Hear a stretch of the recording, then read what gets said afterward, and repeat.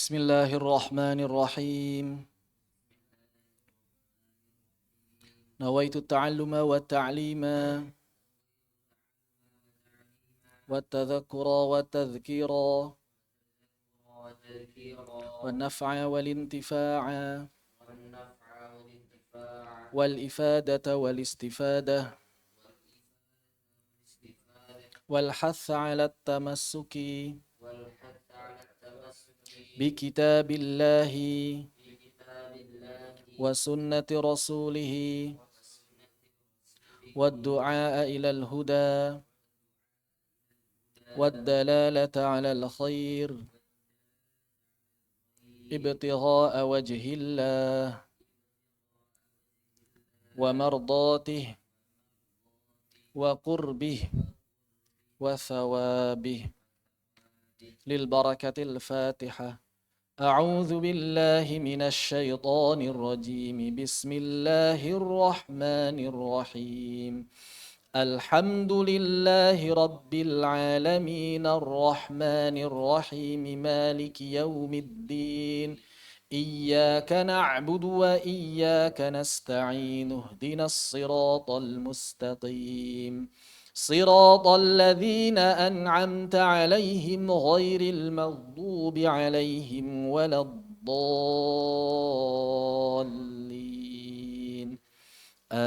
آمين. Udah nyambung belum? Udah ya? Suara saya jelas nggak? Yang di Zoom suaranya jelas nggak ya Zoom? Tes. Jelas ya?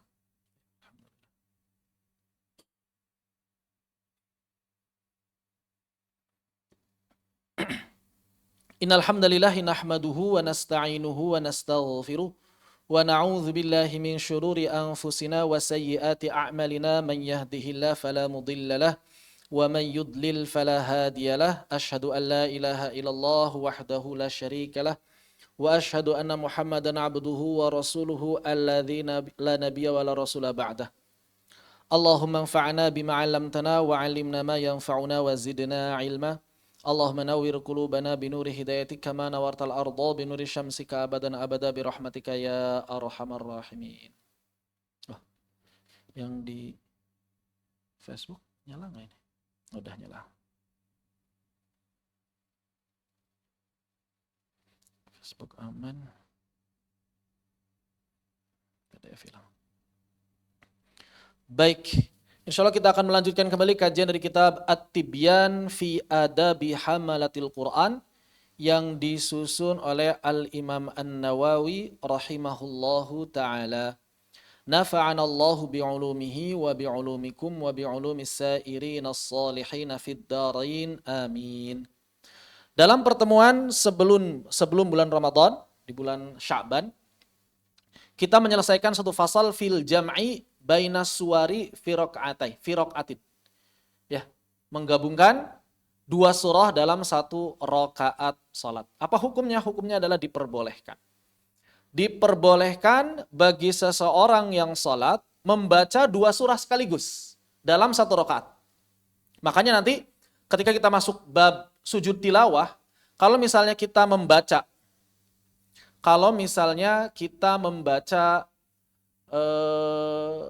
seperti apa ya? Seperti misalnya surah Al-Alaq lah, surah Al-Alaq. Surah Al-Alaq itu kan dia sujudnya atau sujud ayat sajdahnya di akhir surah. Maka dalam keadaan seperti ini, boleh bagi kita melanjutkan surah berikutnya. Boleh juga bagi kita untuk langsung ruku setelah sujud tilawah. Jadi prosesnya wasjud waqtarib, kemudian sujud tilawah. Afwan. Yang di Instagram, coba saya lepas dulu sebentar ya. Kalau begini suaranya lebih jelas atau enggak? Tadi kata suaranya gema. Kalau sekarang gimana? Enggak pakai mic, yang lebih bagus. Gimana yang di IG sekarang? Suaranya lebih jelas atau tidak? Tes. Aman, baik. Begini aja kalau gitu. Jadi kalau misalnya kita membaca sujud ayat sajdah, kemudian kita ingin sujud tilawah, wasjud waqtarib, maka kita bisa langsung sujud, kemudian berdiri, kemudian ruku. Boleh juga bagi kita sujud, kemudian berdiri, sebelum ruku nambah surah berikutnya. Karena boleh menggabungkan beberapa surah dalam satu rakaat salat. Bukan hanya 2 surah, 3 surah, 4 surah, bahkan Nabi SAW sebagaimana riwayat Hudzaifah, apa? Beliau membaca Al-Baqarah, Ali Imran, An-Nisa, atau dulu urutannya masih Al-Baqarah, An-Nisa dan Ali Imran. Begitu, maka tidak masalah. Tidak masalah. Ini adalah pembahasan terakhir yang kita bahas sebelum Ramadan. Kemudian bagian berikutnya fasal. Al-Imam An-Nawawi rahimahullahu taala mengatakan fil jahri wal israri bil qiraati fis shalah. Ini kalau di kitab yang terbitan Darul Minhaj di halaman ke-148. Silakan. Fil jahri berkaitan dengan mengeraskan bacaan, wal israri dan juga memelankan bacaan. Ini nggak bisa diukur apa ya. Wal israri bil qiraati fis shalah. Wal israr artinya apa? Israr artinya sir, memelankan bacaan. Memelankan bacaan dalam membaca Al-Qur'an di dalam shalah. Dalam membaca Al-Qur'an di dalam shalah. Jadi dalam shalah itu bacaannya pelan atau keras, begitu kurang lebih. Ajma'al muslimuna, maka telah sepakat kaum muslimin, ajma'a yujmi'u ijma'an, telah ijma'. Ijma' itu kesepakatan. Dan ijma' merupakan salah satu sumber hukum Islam. Setelah Quran, sunnah. Maka yang berikutnya adalah al-ijma'. Telah sepakat kaum muslimin, alastihbabil jahri bil qiraati fi salati subhi, wal jumu'ati, wal idaini, wal ulayaini minal maghribi wal isya', wa fi salati tarawih wal witri aqibaha. Maka kaum muslimin telah sepakat mengenai disunahkannya untuk membaca Al-Quran secara jahar, di mana ketika membaca Al-Quran di salat, yang pertama di salat subuh. 2 rakaat, dua-duanya dianjurkan jahar. Dan ini sebetulnya tidak hanya berlaku bagi imam, tapi juga bagi orang yang salatnya sendirian. Jadi orang yang salat sendirian dianjurkan, tetap dianjurkan untuk jahar. Begitu. Dan di antara kekeliruan sebagian orang itu, kalau sendirian sir semua. Itu kurang tepat. Begitu ya. Salat subuh, nanti ada lanjutannya. Salat subuh, salat Jumat, salat 2 Id, Idul Fitri, Idul Adha, ulayaini minal maghribi wal isya, 2 rakaat pertama pada salat maghrib dan isya. Jadi kalau maghrib dan isya hanya 2 rakaat pertama saja. Begitu ya. Wa fi salati tarawih, dan juga pada saat salat tarawih. Wal witri aqibaha, dan salat witir yang dilaksanakan setelah salat tarawih. Atau beriringan. Aqibaha itu beriringan dengan salat tarawih. Wahada, dan perkara mengeraskan bacaan Al-Quran di dalam sholat yang tadi disebutkan itu, mustahabun, disunahkan, lil imami, bagi imam, wal munfarid, dan juga orang yang sholat sendirian. Nah di sini banyak kekeliruan orang yang sholat sendirian. Kebanyakan kalau sholat sendirian gimana? Sir ya. Kebanyakan orang kalau sholat sendirian sir, padahal tidak. Pada sholat-sholat ini tetap jahar. Berarti kalau misalnya kita masbuk, dapat 1 rakaat saja bersama imam sholat maghrib, maka rakaat kedua ini masih dianjurkan jahar, walaupun nggak mesti jahar kayak jadi imam. Apa perbedaan antara sir dengan jahar? Kapan bacaan disebut sir dan kapan bacaan disebut jahar? Yang tahu?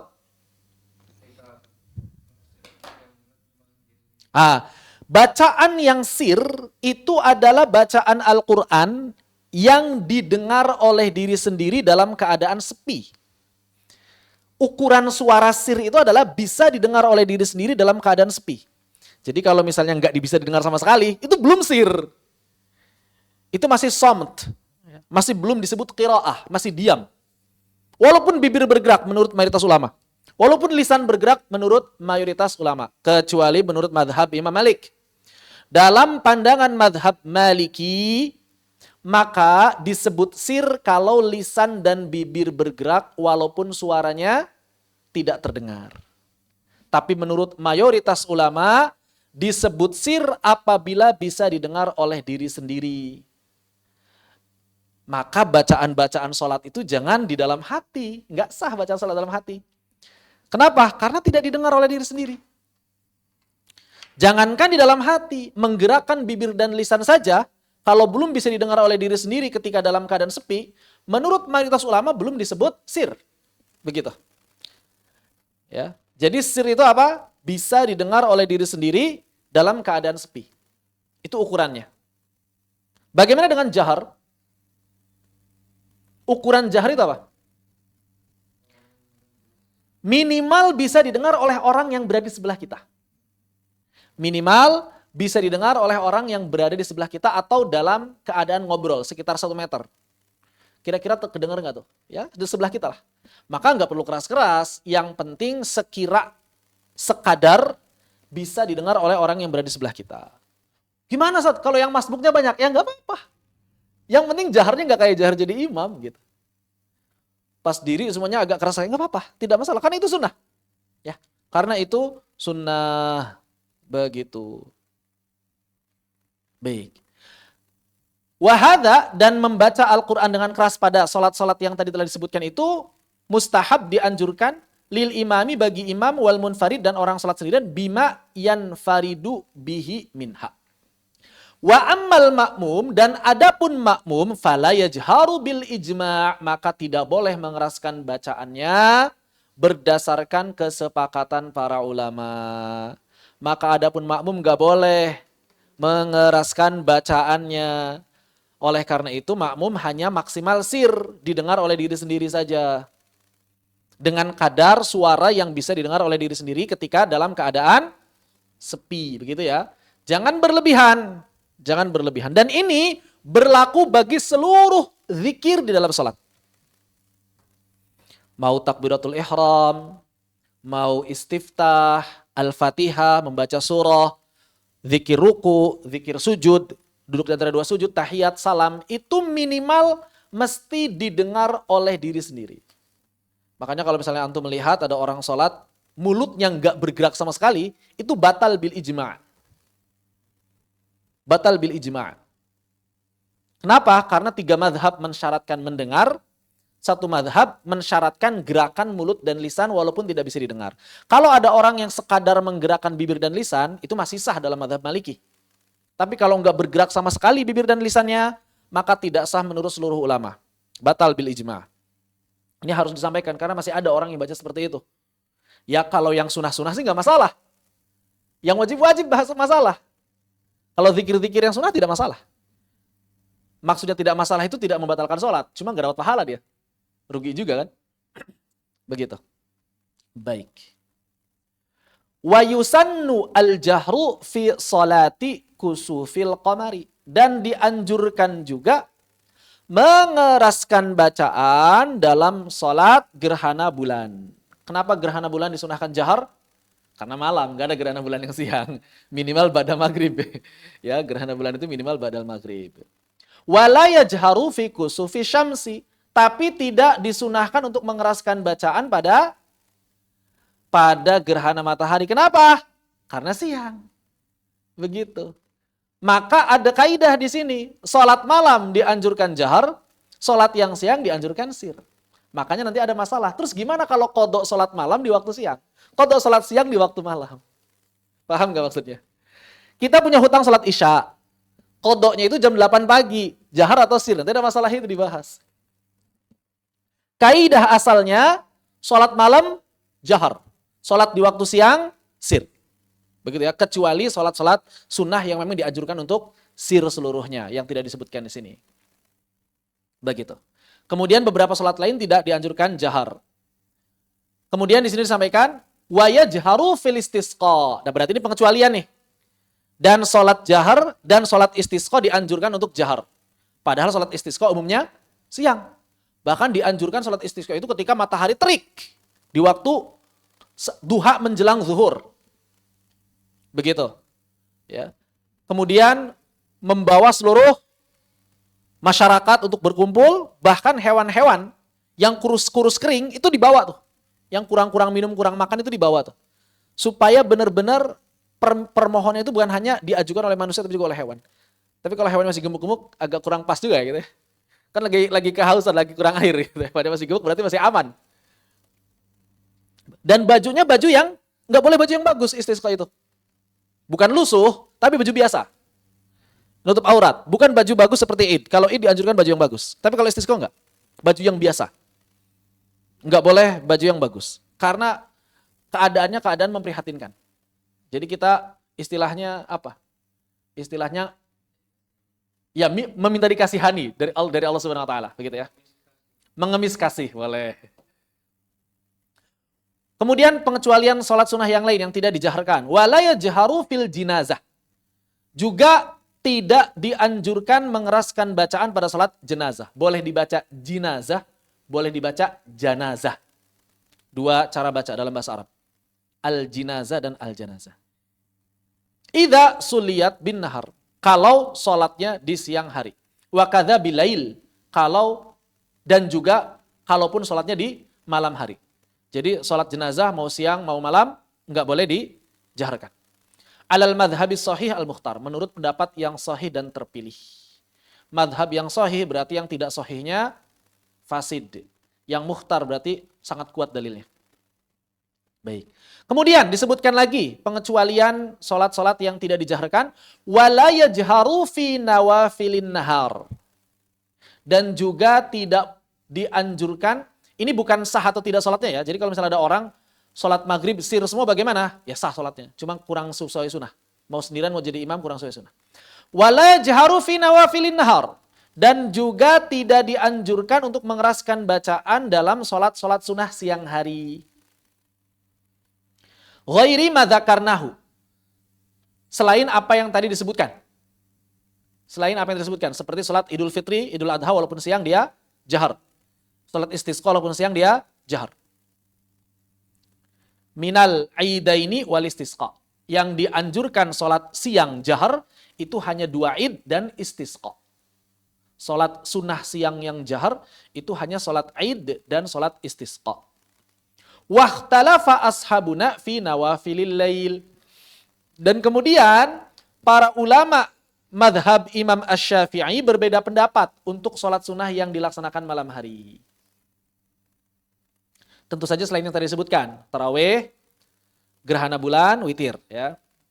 Fal azharu, maka yang lebih kuat, annahu la yajhar. Yang lebih kuatnya azhar. Berarti kalau yang kurang kuatnya apa? Zahir. Masih kuat juga. Pendapat keduanya masih kuat juga berarti. Wathani yajhar. Adapun pendapat yang kedua yang juga dalilnya sama-sama kuat, cuma lebih kuat yang pertama tadi, adalah mengeraskan bacaan. Berarti menurut pendapat kedua, sholat-sholat sunnah malam itu tetap keras bacaannya. Wathalithu, ada pendapat yang ketiga dan ini merupakan pendapat yang dipilih oleh Al-Imam Al-Baghawi. Ada catatan kaki di situ, Al-Baghawiyu mansubun ila Bagh. Nama Al-Baghawi disandarkan kepada kota Bagh. Namanya kota Bagh. Disebutnya Baghawi. Madinatun baina Harah wa Marwa. Madinah sebuah kota di antara kota Harah dan kota Marwa. Wa yuqalu laha aidan, dan nama lainnya juga disebut dengan Baghsyur. Baghsyur. Jadi ada nama Bagh, ada nama Baghsyur. Wasmuhu, adapun nama asli dari Imam Al-Baghawi adalah Al-Husain ibni Mas'ud. Husain bin Mas'ud. Nah ini pendapat yang ketiga. Menurut Imam Baghawi, sholat-sholat sunnah di malam hari itu yaqra'u bainal jahri wal israr. Membacanya di antara jahar dan israr. Apa dalilnya? Apa dalilnya? Dalilnya adalah sebagaimana yang diriwayatkan dari Abu Bakar dan Umar. Jadi Abu Bakar dan Umar itu berselisih pendapat. Mereka sholat tahajud kasusnya. Abu Bakar sholat tahajud itu sir. Umar sholat tahajud itu jahar. Mereka ngadu. Ente kok sir? Ente kok jahar? Gitu ya. Ngadu kepada Nabi SAW. Apa kata Nabi?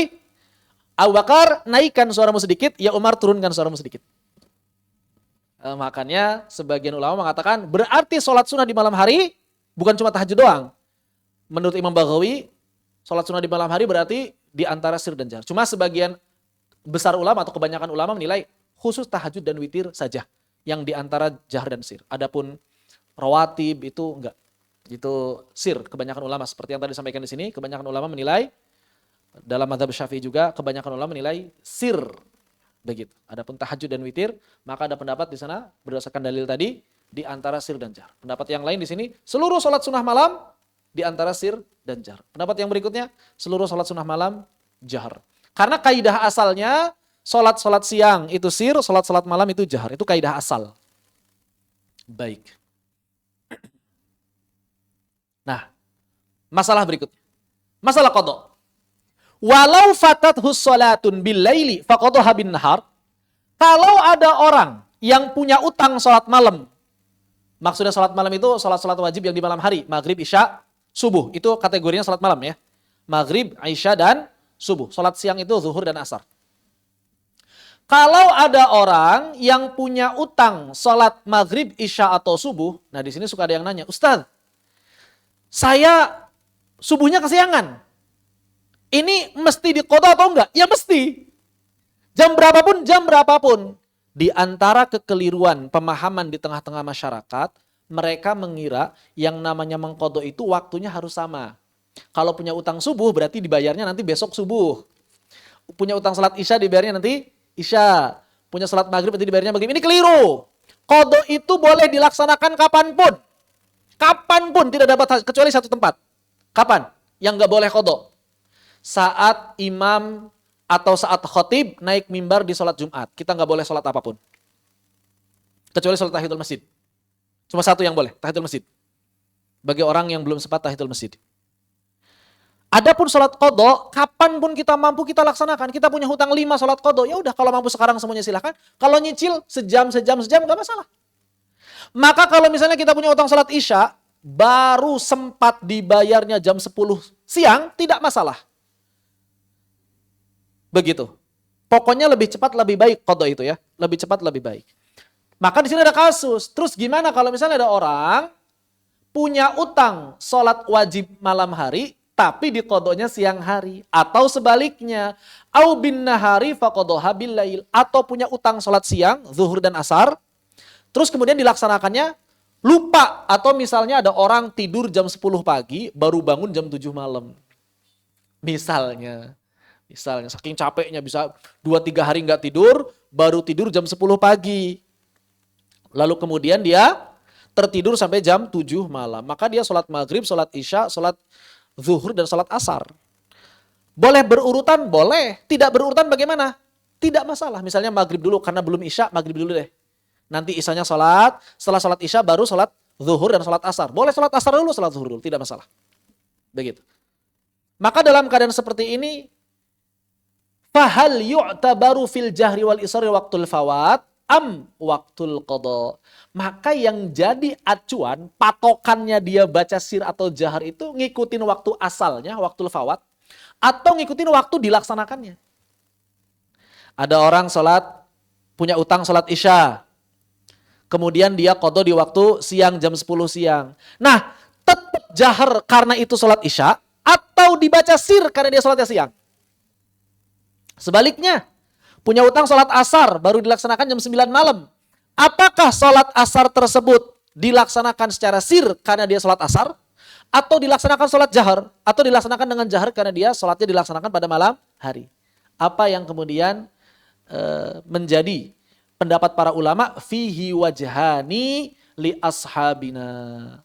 Maka di sini para ulama berbeda pendapat, minimal ada 2 pendapat menurut pendapat para ulama kami, yaitu mazhab Imam Asy-Syafi'i.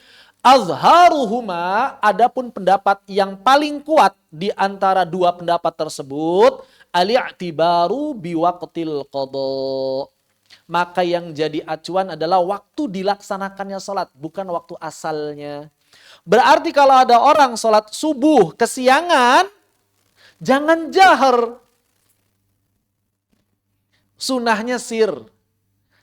Bangun kesiangan jam 9 pagi. Terus gimana? Ya sholat aja 2 rakaat, niatnya subuh, tapi nggak perlu dikeraskan. Kenapa tidak dikeraskan?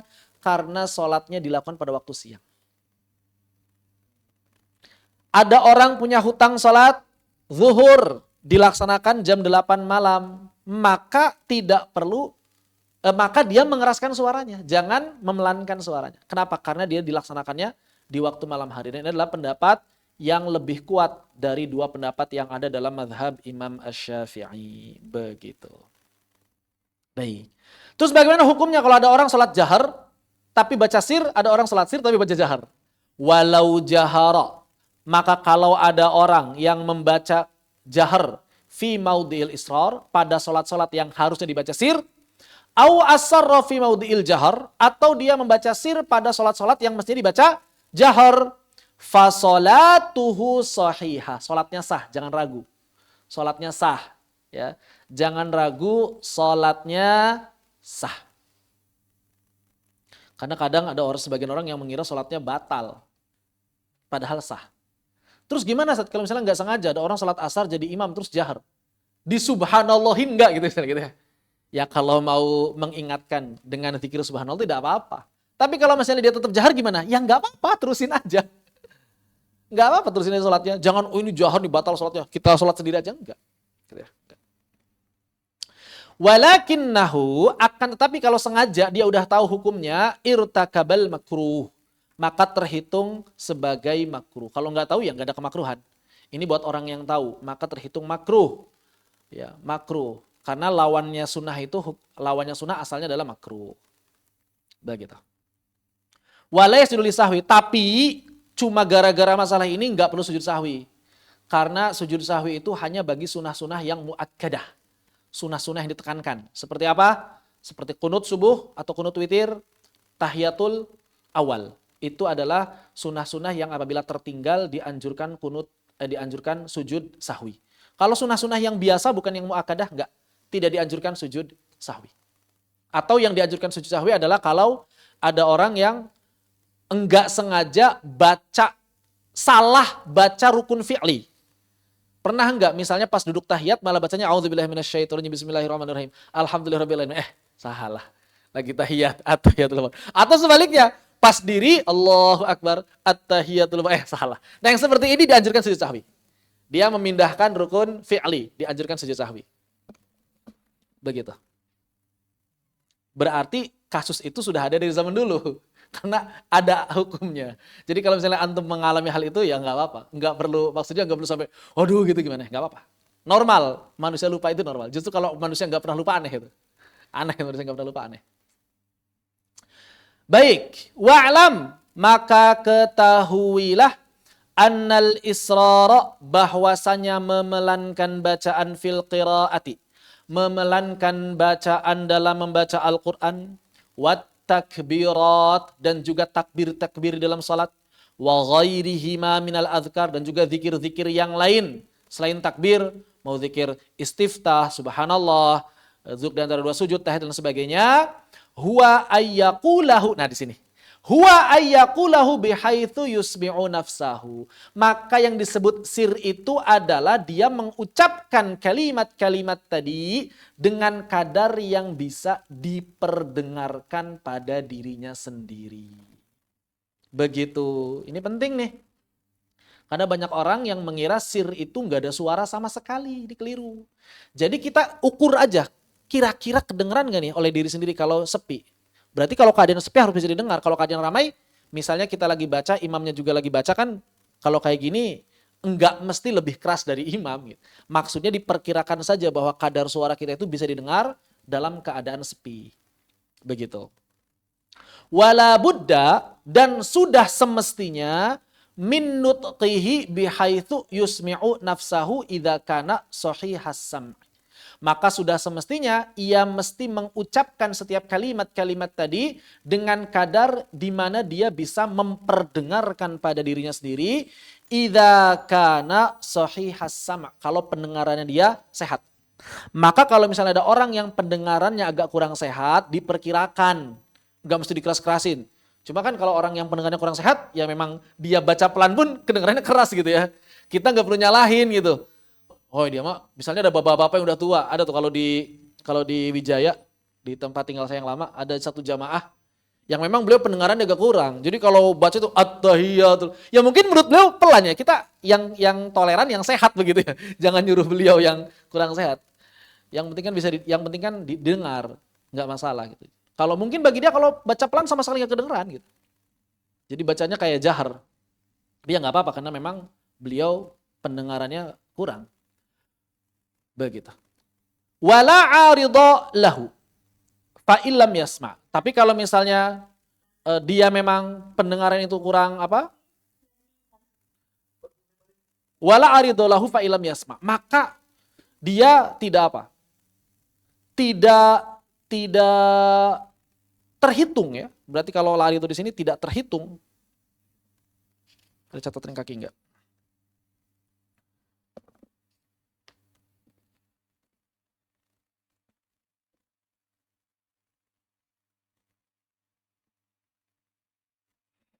Oh, arid di sini sepertinya ini ya, gangguan. Wala aridho lahu. Wala aridho lahu. Jadi dia dalam bacaan yang sir itu maka harus bisa memperdengarkan pada dirinya sendiri kalau telinganya sehat dan tidak ada gangguan, maksudnya begitu. Dalam keadaan sepi maksudnya. Wala arid. Arid di sini berarti gangguan, faktor eksternal.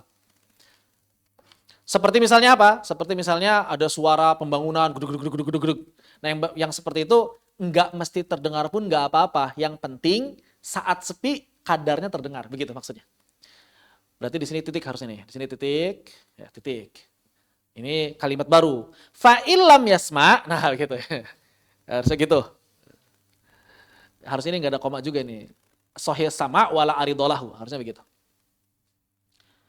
Baru di sini. Fa'ilam yasma, kalau bacaannya tidak terdengar oleh diri sendiri, nah kalau bacaan yang dia baca, baik itu Al-Fatihah, surah, zikir dan lain, tidak bisa didengar oleh diri sendiri dalam keadaan sepi, lam tasihha qiraatuhu, maka enggak sah bacaannya, enggak dapat pahala. Dan kalau bacaannya termasuk rukun berarti salatnya enggak sah. Maka ini rugi kan? Batal salatnya. Menurut siapa? Menurut 3 madhab. Syafi'i, Hambali, Hanafi dan sebagian madhab yang lain. Kalau menurut madhab Maliki yang penting ada gerakan mulut dan lisan. Wala ghairuha minal adhkari bila khilaf. Dan juga tidak terhitung tuh zikir-zikir yang lainnya bila khilaf, tanpa ada perbedaan pendapat. Nah maksudnya tanpa ada perbedaan pendapat dalam madhab. Tanpa ada perbedaan pendapat dalam madhab Imam Asy-Syafi'i. Adapun kalau kita bandingkan dengan madhab yang lain, ada yang mengatakan sah, yaitu madhab Malik. Itu madhabnya Imam Malik. Begitu. Wallahu a'lam bishawab. Baik, sampai sini sebelum kita lanjutkan, apakah ada yang tanyakan? Assalamualaikum. Waalaikumsalam warahmatullahi wabarakatuh. Bilang bisa sedikit demi sedikit ganti hutang qadha. Apakah kita mesti dengan segera mengganti hutang qadha salat atau boleh nyicil? Maka tergantung. Kalau qadhanya ditinggalkan kalau salatnya ditinggalkan dengan sengaja dia bukan karena belum paham, bukan karena jahil, dia udah tahu meninggalkan salat itu dosa, tapi dia sengaja tinggalkan, maka yang seperti ini wajib hukumnya dengan segera menyelesaikan qadhanya. Wajib dengan segera. Tapi kalau misalnya orang yang meninggalkan sholat itu karena belum tahu, karena jahil, atau karena tidak sengaja seperti ketiduran, lupa, maka yang seperti ini boleh nyicil semampunya. Begitu. Namun kaidahnya lebih cepat, lebih baik. Lebih cepat, lebih baik. Begitu. Lalu bagaimana kalau ditunda? Batal nggak? Nggak batal. Cuma kalau dia sengaja meninggalkan sholat, qadhanya ditunda, dia dapat dosa dengan menundanya. Bukan berarti nanti sholatnya jadinya nggak sah. Enggak, sholatnya tetap sah, tenang saja. Sholatnya tetap sah. Dan nggak mesti harus sekaligus 5 kali sholat, enggak. Kalau kita capek istirahat dulu nggak apa-apa. Kita punya hutang 10 sholat. Baru 3 sholat istirahat dulu, boleh nggak? Boleh. Mandi dulu boleh nggak? Boleh. Ke WC dulu boleh nggak? Boleh. Main dulu. Ya boleh kalau tidak sengaja. Tapi kalau sengaja, jangan melakukan hal lain kecuali menyelesaikan qada sholat. Yang tidak boleh adalah sholat sunnah. Tidak boleh sholat sunnah kalau masih punya hutang qada. Maka kalau misalnya ada orang yang punya hutang qada sholat banyak, lalu kemudian dia itu pengen sholat sunnah, ya sudah. Dilaksanakan ketika waktu sholat sunnah tapi niatnya niat qada. Misalnya sebelum subuh, qada subuh. Orang-orang tahiyat masjid, orang-orang qobliyah subuh, dia qada subuh. Sebelum zuhur, orang-orang qobliyah zuhur, dia qada zuhur. Begitu. Karena nggak boleh sholat sunnah. Ramadan, taraweh. Sudah manfaatkan taraweh buat qada. Orang-orang taraweh dia qada. Begitu. Yang 4 rakaat bagaimana? Ya sudah 4 rakaat. Ya, kita sholat ikut imam 2 rakaat, kemudian berdiri. Ya udah nggak apa-apa. Kok beda sendiri ya nggak apa-apa. 3 rakaat bagaimana? Berarti pas rakaat ketiga pas rakaat kedua kita berdiri nambah 1 rakaat, salam. Yang maghrib begitu. Karena tidak sah sholat sunnah. Yang tidak sah itulah sholat sunnahnya. Jadi bukan berarti kalau misalnya punya hutang 5 harus sekaligus, nggak. Bukan begitu. Maksudnya adalah tidak sah sholat sunnah. Tidak boleh sholat sunnah kalau masih punya hutang sholat wajib. Maka manfaatkan waktu yang ada untuk melaksanakan atau untuk menyelesaikan yang wajib. Jika membaca surah dalam setiap rakaat sama, boleh, tidak masalah. Tidak masalah. Misalnya rakaat pertama ad-duha, rakaat kedua ad-duha lagi, nggak masalah. Tidak masalah. Nabi pernah membaca sengaja, wallahu alam ya sengaja atau enggak, tapi Nabi pernah melakukannya. Nabi baca rakaat pertama itu idza zulzilatil zilzalaha, keduanya idza zulzilatil zilzalaha lagi. Ini menunjukkan kebolehan. Begitu. Allahu a'lam. Gimana? Mhm.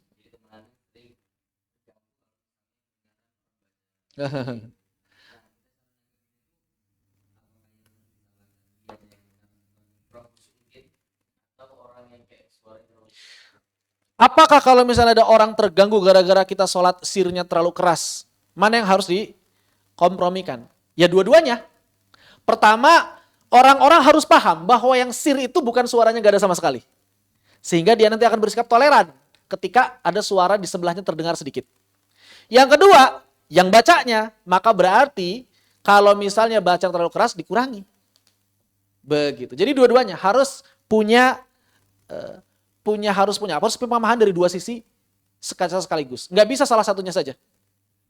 Makanya ini sangat ditekankan nih bagi para imam atau bagi para khatib. Maka jelaskan hal ini pada jamaah.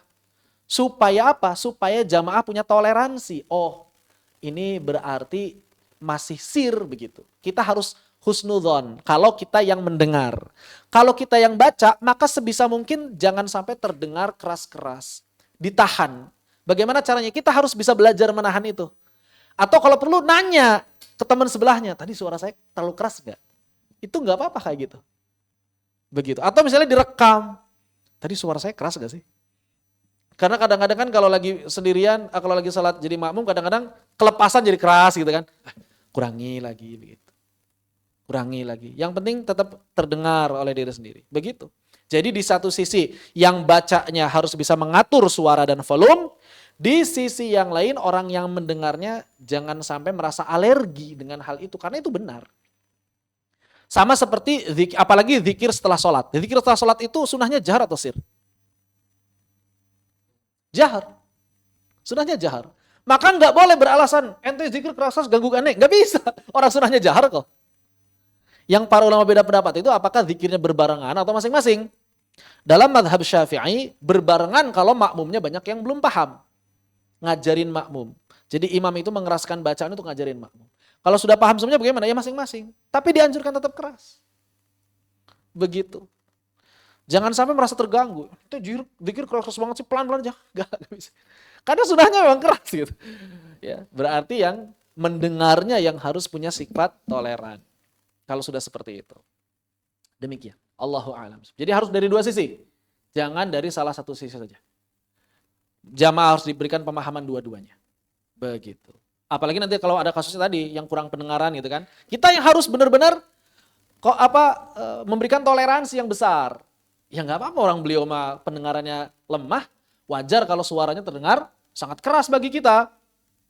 Kita nggak bisa protes. Jadi siapkan dada yang lebih lebar gitu istilahnya ya. Ruang yang lebih lebar untuk menerima itu. Demikian.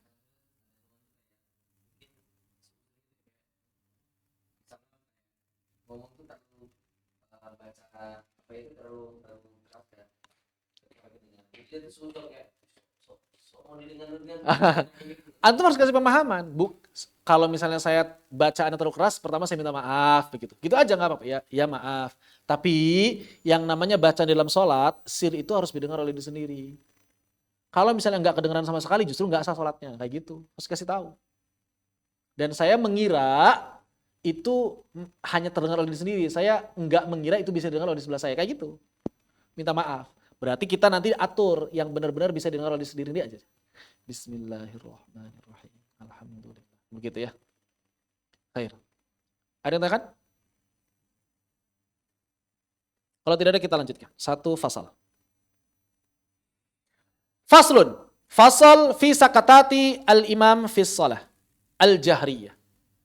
Saktah-saktah di dalam salat yang dianjurkan dilakukan bagi imam khususnya ketika salat jahar. Cuma ini ijtihad. Dalilnya itu diambil dari Nabi SAW dari Abu Hurairah ya. Ketika salat setelah takbiratul ihram beliau diam, kemudian baru baca isti'adzah dan kemudian baca basmalah. Nah, diam di sini kalau dalam hadis hanya itu saja. Cuma para ulama kemudian ngambil kesimpulan dari hadis ini, ada kesunahan buat imam untuk diam. Ternyata para ulama kemudian mengambil kesimpulan dari situ, bukan hanya di situ saja, tapi juga tempat-tempat lain yang punya tujuan yang sama. Apa tujuan yang samanya? Tujuan yang sama diam di situ apa tujuannya? Selain nabinya memang baca doa istiftah, ya. Tapi ada diam. Diamnya apa? Tujuannya memberikan kesempatan bagi makmum untuk membaca. Maka kalau ada tempat lain yang punya tujuan sama, dianjurkan juga untuk diam. Begitu. Dalilnya seperti itu. Cuma memang ini kurang populer ya, kecuali di mazhab Syafi'i.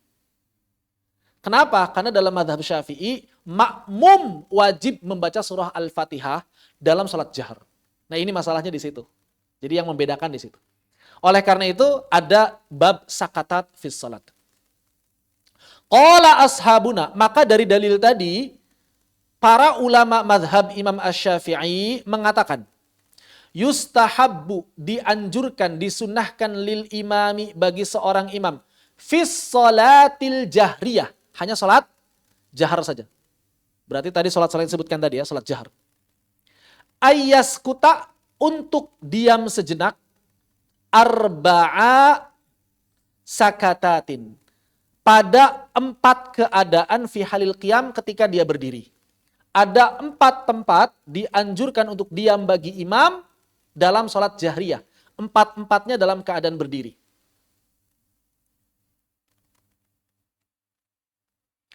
Ihdahuma, yang pertama, ba'da takbiratil ihram. Setelah takbiratul ihram. Untuk apa? Liyaqra'a du'a at-tawajjuh. Untuk membaca doa tawajjuh. Kenapa disebut doa tawajjuh? Karena wajah wajhiyah dalam mazhab Syafi'i. Karena dalam mazhab Syafi'i yang dikuatkan oleh Imam Syafi'i adalah wajah wajhiyah. Waliyuhrimal ma'mumun. Dan agar makmum punya kesempatan buat takbiratul ihram, buat baca doa tawajjuh. Maka dari itu dianjurkan bagi imam membaca doa tawajjuh yang panjang. Dan dianjurkan bagi makmum membaca doa tawajjuh yang paling pendek. Jangan dibalik. Imam pengen pendek, makmum pengen panjang. Kenapa? Supaya makmum gak ketinggalan Al-Fatihahnya imam. Karena dianjurkan mendengarkan Al-Fatihah imam. Maka baca yang pendek aja kalau jadi makmum. Kalau jadi imam baca yang panjang. Bahkan kalau perlu sudah baca, diam dulu. Supaya makmum benar-benar selesai dari doanya. Nah, tujuannya itu. Begitu. Wathaniyah. Adapun yang kedua, akibal Fatihah. Setelah membaca surah Al-Fatihah, saktatan latifatan jiddan.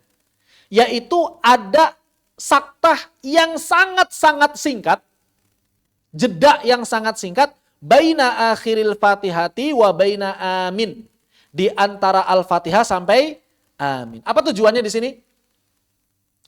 Li'alla yutawahama anna amina minal Fatihah. Supaya orang-orang tidak mengira amin itu bagian dari Al-Fatihah. Yang pertama.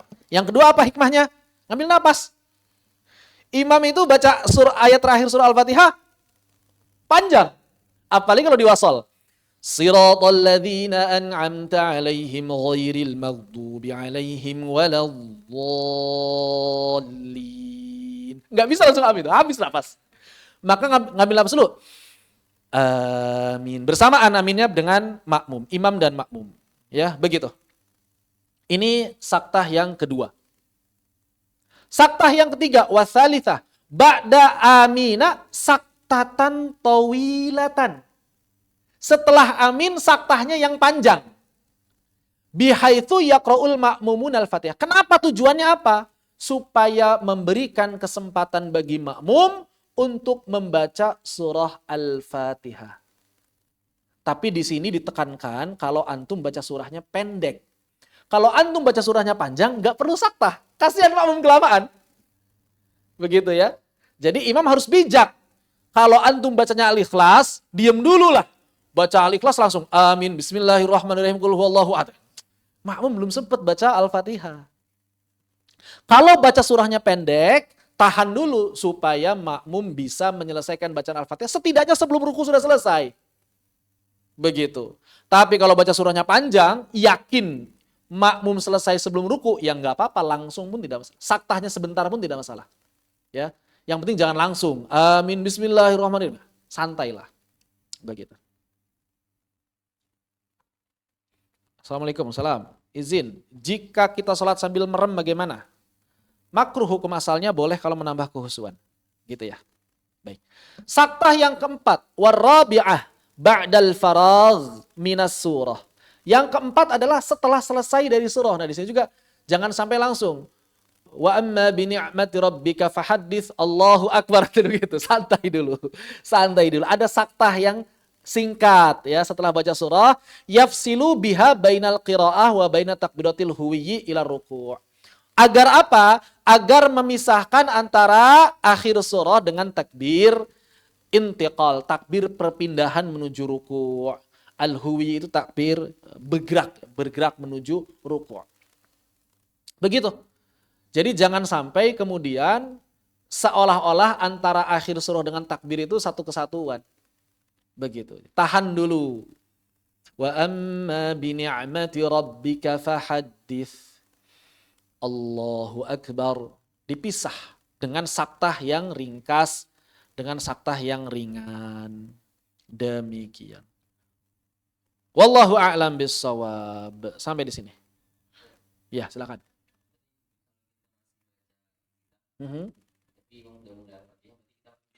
Bagaimana kalau kita baca iftitah dan imam sudah baca Al-Fatihah? Kalau baca iftitahnya masih panjang, berhenti saja karena mendengarkan Al-Fatihah imam ditekankan dibandingkan iftitah. Tapi kalau misalnya sebentar lagi, selesaikan dengan cepat. Selesaikan dengan cepat. Begitu. Kenapa? Karena mendengarkan Al-Fatihah imam itu lebih ditekankan, lebih diutamakan daripada baca iftitah.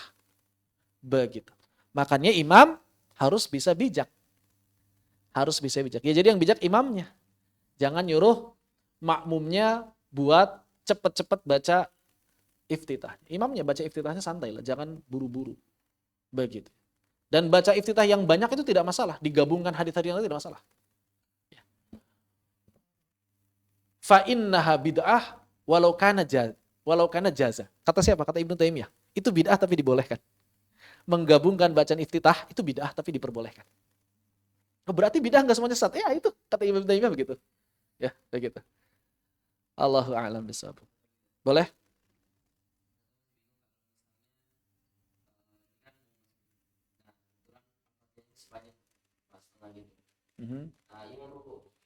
Bagaimana kalau misalnya kita nggak sempat menyelesaikan bacaan Al-Fatihah dan imam keburu ruku'?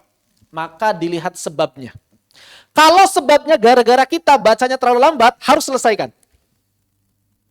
Kita baca terlalu nyantai. Bismillahirrahmanirrahim. Padahal sholatnya jadi makmum. Bisa begitu sholat jadi makmum itu. Baca yang penting tidak merusak makna. Bismillahirrahmanirrahim. Alhamdulillahi rabbil alamin. Arrahmanirrahim. Maliki yaumiddin. Begitu ya. Insya Allah itu paling juga semenit selesai. Insya Allah gitu ya. Tapi kalau gara-gara imam yang kecepatan, maka kita yang dimaafkan langsung ikut ruku. Ini kasusnya kalau kita sholatnya bukan masbuq. Kalau masbuq, tergantung lagi. Tergantung apa? Ente tadi pas habis takbiratul ihram baca iftitah atau enggak? Baca. Nah itu salah ente. Udah tahu masbuqnya baca iftitah. Maka wajib menyelesaikan Al-Fatihah. Kalau misalnya enggak, tadi saya habis takbiratul ihram langsung basmalah, bahkan isti'adzah aja enggak baca. Bismillahirrahmanirrahim. Imamnya langsung ruku, maka silakan langsung ruku. Begitu. Ya, seperti itu. Jadi kalau kesalahannya ada pada makmum, maka harus diselesaikan. Kalau kesalahannya pada imam, maka silakan langsung ikut ruku. Begitu. Wallahu a'lam bishawab.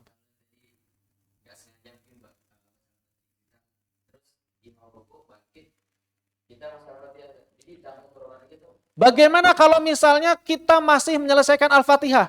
Imamnya udah i'tidal, selesaikan Al-Fatihah. Imamnya udah sujud pertama, selesaikan Al-Fatihah.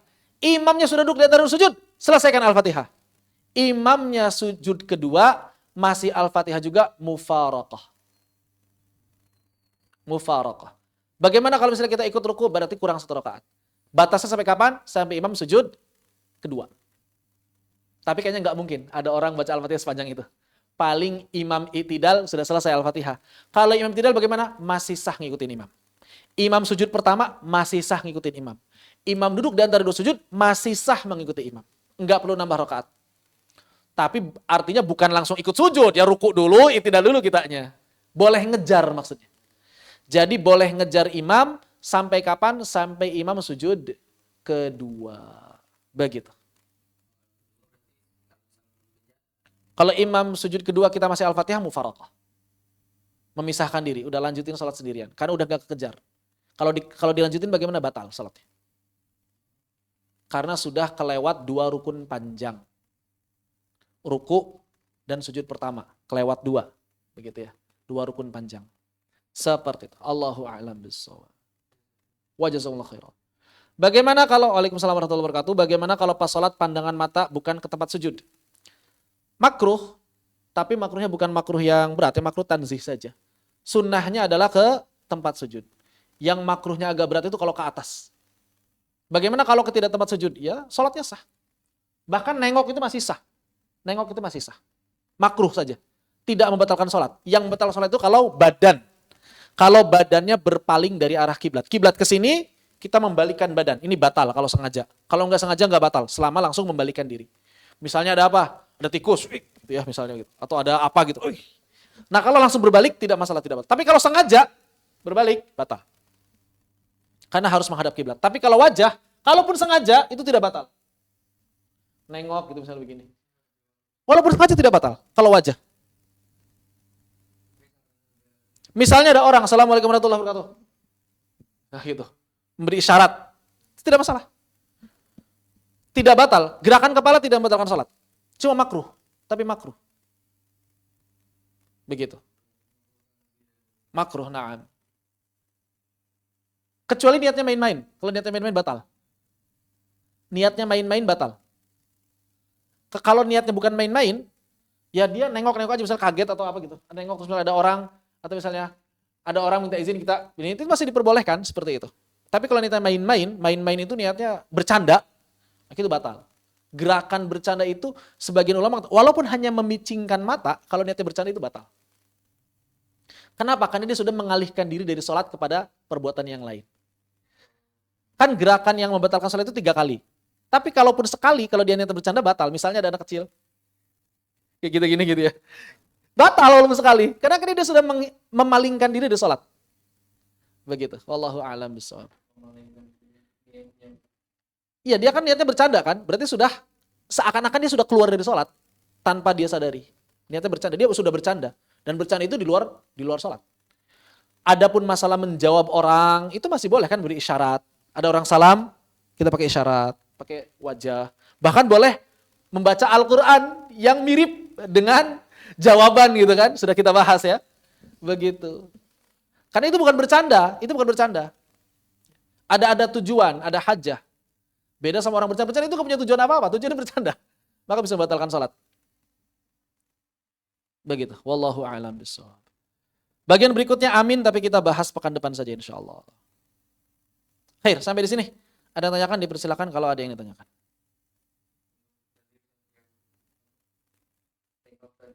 Iya. Kemarin saya pernah sholat, saya tuh sengaja gojek gitu ya. Sengaja apa? Sengaja gojek gitu. Gojek itu apa? Sengaja bercanda ketika sholat, batal sholatnya semua.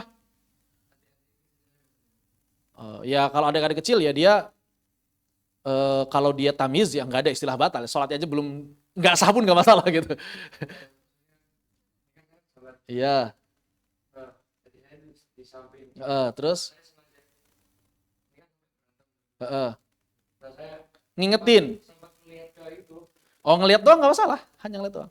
Bahkan kayak mencubit begitu ya, mencegah orang itu masih diperbolehkan tuh. Mencegah orang yang lagi bercanda misalnya tarik itu masih nggak membatalkan sholat. Karena ada tujuannya tujuan yang hak.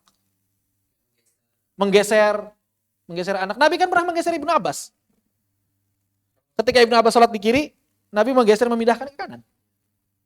Begitu. Gimana? Maksudnya? Sampai sujud gimana?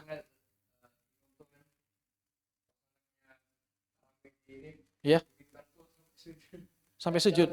Oh, sampai membuat gerakan baru yang mirip dengan rukun fi'li. Nah, kalau ini nggak boleh. Itu bisa membatalkan salat itu. Ya, kalau membuat gerakan baru sesuai dengan rukun sama dengan rukun fi'li. Kenapa? Karena gerakannya sudah berat. Orang-orang sudah melihat dia itu nggak kayak lagi salat.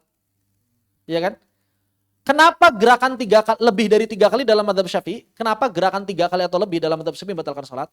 Karena dinilai udah nggak kelihatan salat. Walaupun sebenarnya 3 kali ini ijtihad. Makanya Imam Nawawi punya pendapat yang lain, gerakan banyak ini nggak mesti 3 kali. Sesuai dengan adat aja disebut banyak. Jadi kalau 3 kali kalau ada hajah dan masih kelihatan tetap sholat, itu sebetulnya dalam pandangan ulama yang lain belum batal. Selama kelihatan dia itu masih sholat. Tapi kalau gerakannya sekali dan udah nggak kelihatan sholat, seperti orang lompat itu kan cuma sekali. Tapi kan udah nggak kelihatan sholat ya, maka batal. Kecuali kalau nggak sengaja, seperti ada kasus tikus gitu ya. Lompat, maka kalau dia langsung kembali masih sah. Tapi kalau lompat itu sengaja batal, karena udah nggak kelihatan sholat. Begitu, ya. Demikian. Wallahu a'lam bishawab. Jadi kalau sudah kelihatan nggak kayak orang sholat, itu bisa batal. Lari misalnya, ya lari udah jelas. Lari udah kelihatan orang sholat. Kemarin kan yang belum batal. Tapi dia lari kan, ada makmumnya tuh kelamaan minumnya gitu. Terus? Dipukul. Ya lari ya udah, yang mukulnya batal, yang larinya pun batal. Imam kelamaan dipukul itu. Ya batal berarti ya, begitu. Taib. Allahu a'lam bishawab. Ada yang tanyakan kembali, dipersilahkan. Kalau ternampak anak-anak bermain dan terlihat lucu ketika sholat, kita tahu sedikit adakah batal? Tertawa selama tidak mengeluarkan suara tidak batal. Senyum tidak batal. Tidak seperti pendapatnya dokter siapa? Dokter yang di TikTok rame itu, ibu-ibu. Nela atau Nelly. Iya, itu katanya senyum membatalkan sholat. Itu nggak ada ulama, satupun ulama yang berpendapat selain dia. Itu. Tapi dia bukan ulama masalahnya. Ya. Itu banyak fatwa-fatwanya yang ngawur itu dia itu. Fatwanya ngawur, padahal dokter. Ini ibu banyak yang suka karena memang udah ya dari si face ya, cantik lah ya begitu. Terus cara penyampaiannya itu pede gitu. Sangat-sangat meyakinkan. Gaya bahasanya enak. Nah, itu kelebihan yang sayang tidak dimanfaatkan dengan baik. Banyak yang ngawur ya, fatwa itu banyak yang ngawur. Yang terbaru saya lihat kemarin itu, senyum itu membatalkan sholat. Senyum tidak membatalkan salat. Tertawa tidak membatalkan salat. Kapan tertawa membatalkan salat? Saat keluar 2 huruf. Minimal 2 huruf. Atau 1 huruf tapi bisa dipahami. 1 huruf tapi bisa dipahami. Dalam bahasa Arab ada 1 huruf bisa dipahami. Apa itu? Seperti ki. Itu 1 huruf bisa dipahami. Ki. Apa ki artinya? Jagalah aku. Qina adzabannar. Lindungilah aku dari api neraka. Ki. Maka dia bisa batal. Sebetulnya kalau dalam bahasa Indonesia bukan 1 huruf ya. 2 huruf ya. Konsonan sama vokal. Jadi itu bisa batal. Kalau misalnya ha. Nah ini kira-kira dipahami nggak ha? Nggak dipahami berarti belum batal. Baru 1 kehitung. Ha. Udah batal nanti. Maka selama bisa menahan, itu masih belum batal sebetulnya. Jadi nggak perlu membatalkan diri. Kecuali kalau udah ketahan sama sekali, udah ketahan ya, batal ya. Ya, begitu. Jadi ketawa-ketawa sedikit, tidak mengeluarkan suara, kita masih berusaha menahan, tidak batal dan jangan membatalkan diri. Karena kalau membatalkan diri, dianggapnya membatalkan salat dengan sengaja. Begitu. Wallahu a'lam bishawab. Assalamualaikum warahmatullahi wabarakatuh. Bagaimana hukumnya bismillah sebelum berwudu? Sunnah menurut mayoritas ulama membaca bismillahirrahmanirrahim sebelum berwudu, wajib menurut madhab Imam Ahmad bin Hanbal. Karena dalam madhab Imam Ahmad itu ada wajib, ada rukun. Di antara yang wajib itu membaca basmalah sebelum wudu. Tapi kalau dalam madhab mayoritas ulama sunnah saja. Begitu. Wallahu a'lam. Demikian. Ada lagi tanyakan? Dipersilakan. Sebelum kita akhiri. Waalaikumsalam warahmatullahi wabarakatuh. Tafadhal Ustaz Hafidh. Begini, tadi Ustaz bilang minimal 2 huruf atau 1 huruf saja, bukan? 1 huruf yang bisa dipahami. Oke.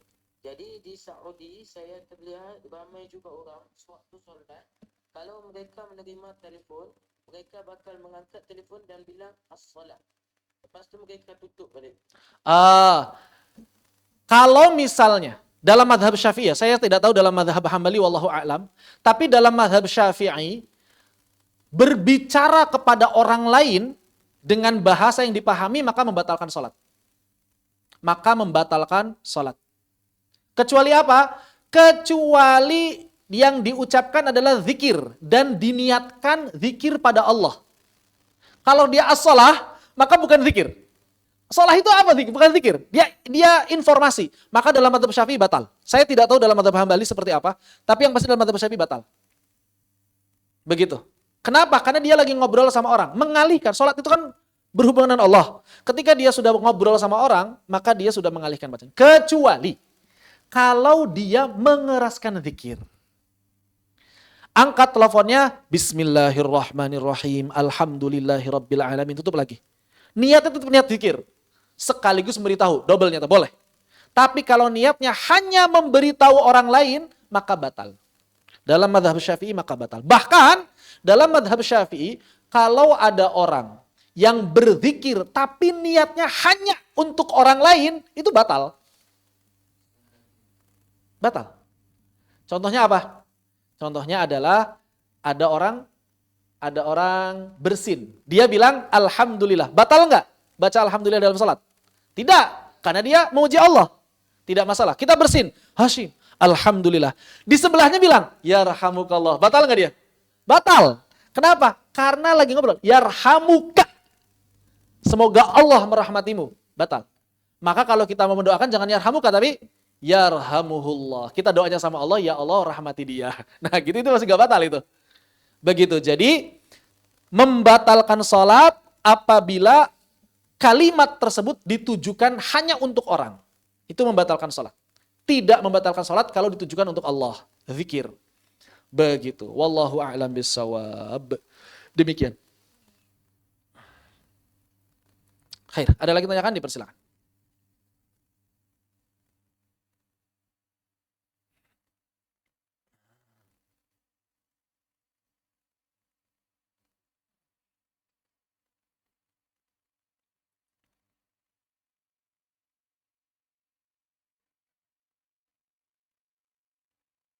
Khair. Seperti tidak lagi tanyakan, mudah-mudahan bermanfaat. Fanaktafi bihadza walhamdulillahirabbil alamin. Subhanakallahumma bihamdika asyhadu an la ilaha illa anta astaghfiruka wa atubu ilaik. Allahumma salli afdhala salatin ala asadi makhluqatika sayyidina Muhammadin wa ala alihi wa sahbihi wa sallim adada ma'lumatika wa midada kalimatika kullama dzakaraka dzakirun wa ghafala an dzikrihil ghafilun. Wassalamualaikum warahmatullahi wabarakatuh.